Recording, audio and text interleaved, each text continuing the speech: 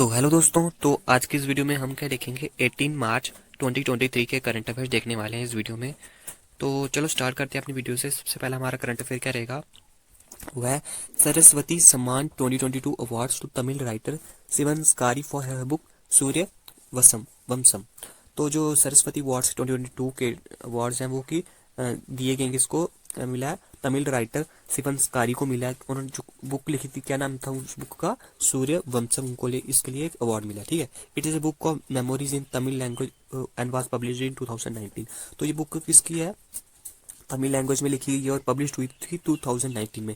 शिवंस्कारी literature career spans more than 5 decade.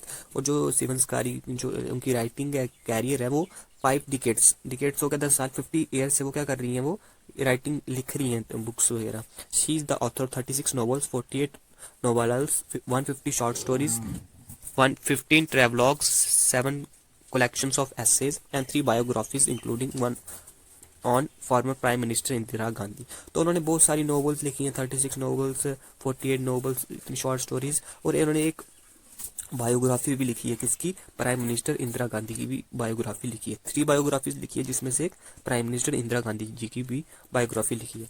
Next इसके अंदर, चयन परिषद chooses the recipient under the chairmanship of former supreme court जज Arjan Kumar Sikri that comprises outstanding scholars and writers of the country.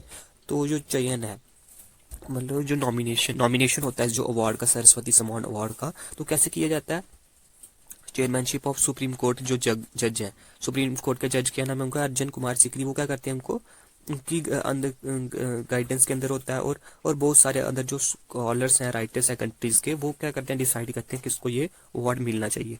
तो 2022 award Saraswati सम्मान किसको दिया गया है, शिवंस्कारी जी को दिया गया है। ठीक है, तो सरस्वती सम्मान होता क्या है, it is one of the 3 literary awards instituted by K Birla foundation इन 1991। तो ये अवार्ड कब शुरू किया गया था, 1991 में के बिरला फाउंडेशन के द्वारा ये शुरू किया था। It gives annually for propose and poetry in any of the 22 languages in schedule 8 of Indian constitution. तो ये अवार्ड कोई स्पेसिफिक लैंग्वेज को नहीं, या तो हिंदी या तो इंग्लिश, कोई भी 22 लैंग्वेजेस जो कि हमारे शेड्यूल 8 में मेंशन है इंडियन कॉन्स्टिट्यूशन में, उनको ये अवार्ड देती है कंट्री। ठीक है, it includes flag, citation and cash prize of 15 lakh. It is given for work published within last 10 years. तो ये अवार्ड इसलिए दिया था जो लास्ट 10 सालों में जो भी उन्होंने काम किया होता है अपनी फील्ड में, पोइट्री वगैरह, जो भी राइटिंग वगैरह स्किल्स हैं उनकी, उनको इसलिए दिया जाता है अवार्ड। तो कैश प्राइज मिलता है उसमें 15 लाख रुपीज़ का, प्लाक मिलता है, साइटेशन मिलती है उनको। अपार्ट फ्रॉम सरस्वती सम्मान, बिहारी पुरस्कार एंड यश सम्मान are other literary awards instituted by K Birla foundation. तो के बिरला फाउंडेशन को कौन से अवार्ड प्रोवाइड करती है, एक तो आ गया सरस्वती सम्मान, एक आ गया बिहारी पुरस्कार, एक आता है यश सम्मान। 3 अवार्ड्स, ये लिटरेरी अवार्ड्स क्या करती है, के बिरला फाउंडेशन ने शुरू किए हुए हैं ये अवार्ड्स। ठीक है, नेक्स्ट देख लेते हैं हमारा, के Srinivasan has been appointed as the CEO designates of TCS. IT major TCS CEO Rajesh Gopinath has given his resignation and the company has appointed K. Srinivasan as his global head of the BFSI division and CEO designate with immediate effect. तो ये TCS क्या है, TCS के बारे में बता देता हूँ, टाटा कंसल्टेंसी सर्विस। तो टाटा की एक कंसल्टेंसी सर्विस है। It is an Indian multinational for information technology service company. तो ये क्या, इंडिया की मल्टीनेशनल इंफॉर्मेशन, तो टेक्नोलॉजी के रिलेटेड जो भी इंफॉर्मेशन प्रोवाइड करने का काम है, जो कि टाटा प्रोवाइड करता है, टाटा कंसल्टेंसी सर्विस, तो वो है TCS। Its headquarter in Mumbai. उनके हेडक्वार्टर कहाँ पे है, मुंबई में। Its largest campus located in Chennai. उसका जो सबसे बड़ा कैंपस है वो चेन्नई में है। It is subsidiary of Tata group. Subsidiary में टाटा ग्रुप के अंदर ही आती है। ठीक है, टाटा ग्रुप के अंदर। The board was named K Krithivasan as CEO effective from March 16, 2023। तो कौन, K Krithivasan has been appointed as CEO designates of TCS। तो मैंने आपको बता दिया, टाटा कंसल्टेंसी सर्विस की उनको CEO बना गया है, के कृतिवासन को। ठीक है, तो रेजिग्नेशन किसने दिया है, गोपीनाथ ने रेजिग्नेशन दी है। वो उन्होंने रेजिग्नेशन दे दी किससे, CEO of designates of TCS। ठीक है, तो Gopinath had completed 6 years as CEO of Indian IT giant before living. तो पहले उन्होंने कितने साल काम कर चुके हैं, 6 ईयर उन्होंने काम कर चुके हैं। ठीक है, इस पोस्ट के लिए। नेक्स्ट देख लेते हैं, हमारा करंट अफेयर है, होलसेल इन्फ्लेशन डिक्लाइन टू 3.85% इन फरवरी 2023। जो होलसेल प्राइस इन्फ्लेशन महंगाई है जो कि वो की डिक्लाइन हुई, महंगाई 3.85% क्या हुई है, नीचे गिर चुकी है फरवरी 2023 का, पिछले महीने का देखा जाए तो गिर चुकी है। Wholesale price based inflation decline for 9th consecutive, मतलब जो होलसेल WPI जिसको बोलते हैं होलसेल प्राइस इंडेक्स, वो लगातार 9th कॉन्सिक्यूटिव मंथ के लिए वो डिक्लाइन हुआ है। ठीक है, तो कितना डिक्लाइन हुआ, 3.85% डिक्लाइन देखने को मिला महंगाई में, वो भी सिर्फ होलसेल पे, कंज्यूमर बेस पे नहीं मिला है, होलसेल पे 3.85 मिला। होलसेल क्या हो, जैसे कि हम कोई प्रोडक्ट्स कोई फैक्ट्री लॉन्च करती है तो वो होलसेल में जाती है, फिर होलसेल से वो हमें कस्टमर तक पहुंचती है वो। ठीक है, तो ये होलसेल का प्राइस है। Wholesale price index was 4.73 January 23 and was 13.43 इन फरवरी 22। मतलब फरवरी 2022 में प्राइस था इन्फ्लेशन 13.43 और जनवरी में कितना हो गया 4.73, तो बहुत ज़्यादा गिरावट देखने को मिली है।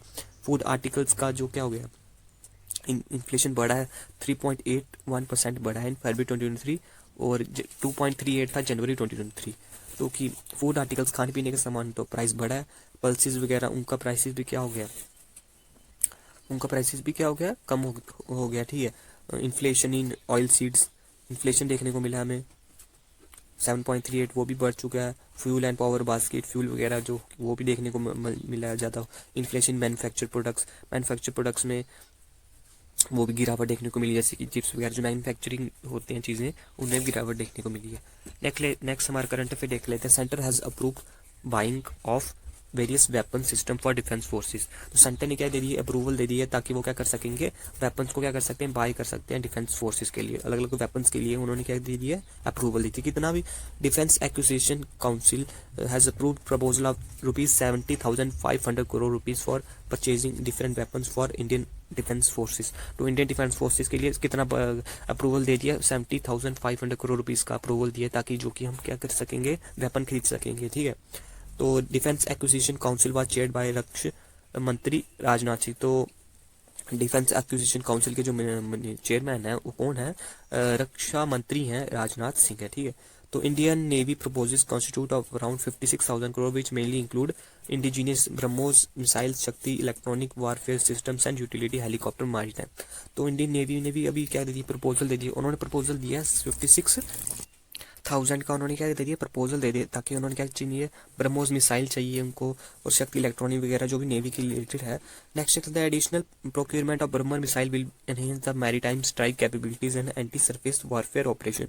जो कि ब्रह्मोस जो मिसाइल है इंडियन नेवी जो यूज़ करती है वो क्या करेगा, उससे जो कि मैरीटाइम स्ट्राइक कैपेबिलिटीज, मतलब जो एक जो दुश्मन में जो सबमरीन में जो हमला करते हैं उसकी स्ट्राइक कैपेबिलिटी बढ़ेगी। ठीक है, और as per defence ministry the total acceptance of necessity guarantee for capital acquisition in the current financial year is over 2.7 lakh crore, out of which 99% of procurement will be sourced.